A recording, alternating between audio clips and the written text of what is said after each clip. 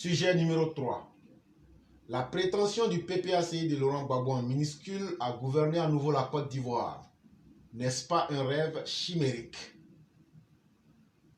Ce rêve chimérique pourrait devenir une réalité tangible si la démagogie, l'intoxication mentale et la désinformation triomphent dans les espaces informationnels de la cité et si la majorité des Ivoiriens devient amnésique. Or, tout laisse à penser et voir le contraire dans le contexte de démocratie et de pluralisme des sources d'information et d'expression.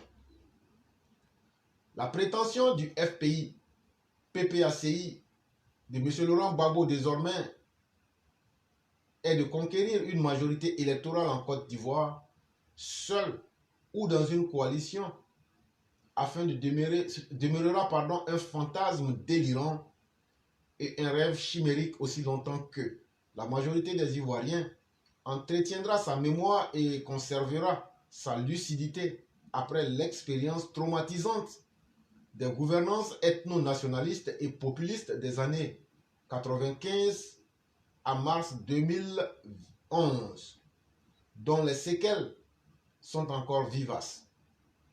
Il faut pour cela que la conscience politique du peuple et le niveau de la raison publique ivoirienne s'élèvent, que prévale dans le pays le sens de l'unité nationale, de la conscience citoyenne. Certes, la réalité tend à accréditer l'impression selon laquelle l'instinct collectif de survie des Ivoiriens empêche cette catastrophique amnésie. Néanmoins, il faut entretenir cet élan patriotique et la résilience de ce sens civique en investissant massivement dans les espaces d'éducation civique et politique du peuple. Après avoir révoqué dans les urnes la parenthèse de l'ethno-nationalisme d'épuration et de la dictature communautaire des années 95 à 2011, les Ivoiriens ont fait, durant une décennie, depuis avril 2011, d'une nouvelle expérience du pouvoir politique, d'une génération d'acteurs politiques qui démontrent, par l'exemple, respectueuse des droits fondamentaux du peuple et soucieuse d'être au service de ses besoins existentiels possibles. Une nouvelle jeunesse ivoirienne émerge sous des valeurs et des modèles antinomiques et anti-modèles et aux anti-valeurs de la génération Fessi, le produit endoctriné et le fer de lance du combat populiste du FPI de Laurent Gbagbo contre la République et contre l'état de droit et la démocratie en Côte d'Ivoire. En octobre 2000, la majorité électorale du FPI de Laurent Gbagbo fut captieuse et fausse. M. Laurent Gbagbo ne put conquérir une majorité électorale franche. Loin d'incarner la défense intransigeante de la justice sociale et de rassurer, les positions extrémistes du personnage et sa tendance à en appeler à la violence pour trancher les problèmes politiques conduisirent d'emblée une majorité d'Ivoiriens à s'en méfier. Selon ses propres termes, Laurent Gbagbo accéda à la direction du pays à la suite d'une soi-disant élection calamiteuse. De cette frustration originelle, dont il fait reposer la responsabilité sur des tiers, semble résulter la décision du parti de s'engager indéfiniment dans une politique de vengeance, dans le boycott, le sabotage des procédures, la contestation électorale et le refus du résultat des urnes. L'élection présidentielle d'octobre 2000 se déroula dans des conditions de troubles sociaux et de violence politique. Menacés de mort, la plupart des adversaires politiques de Laurent Gbagbo s'étaient réfugiés à l'étranger.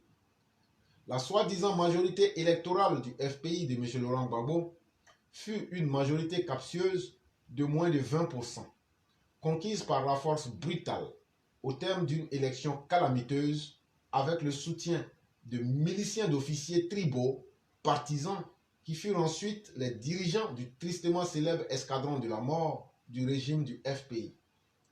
M. Laurent Gbagbo avait promis aux Ivoiriens le socialisme la démocratie et la liberté.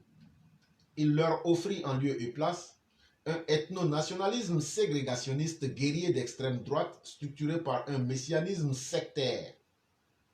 Il installa une dictature communautaire meurtrière, prédatrice et enferma les Ivoiriens dans le terrorisme d'État, la division interne, la peur, la servitude et la misère des masses.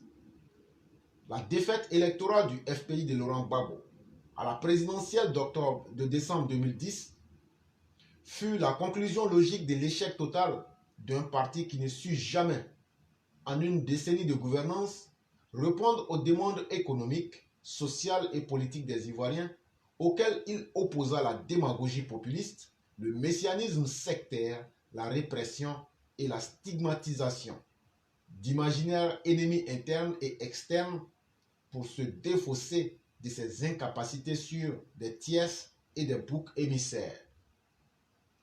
Le socialisme et la démocratie furent donc des camouflages et des flactus vocis sous lesquels le FPI de Laurent Gbagbo dissimula une imposture politique avant de dévoiler brutalement son vrai visage, aussitôt qu'il eut conquis le pouvoir d'État, celui d'une implacable et meurtrière dictature communautaire. De cette expérience traumatisante qui dura une décennie, la majorité des Ivoiriens semble conserver une mémoire vive qui se traduit par un durable sentiment de défiance envers le parti de M. Laurent Gbagbo sous toutes ses dénominations.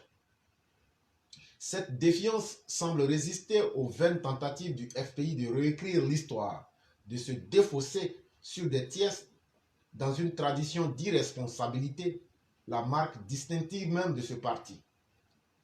Autant dire que la prétention du PPACI-FPI et de ses complices à reconquérir électoralement le pouvoir d'État en Côte d'Ivoire va demeurer un rêve chimérique et une illusion tant que la majorité des Ivoiriens entretiendra la mémoire de son histoire, ne sombrera pas dans l'amnésie et tant que demeureront vivaces l'instinct collectif de survie, la raison publique et la conscience de la citoyenneté. L'enjeu politique fondamental est d'entretenir la vivacité de ces trois piliers de la cité. C'est un texte de notre père Alexis Diette,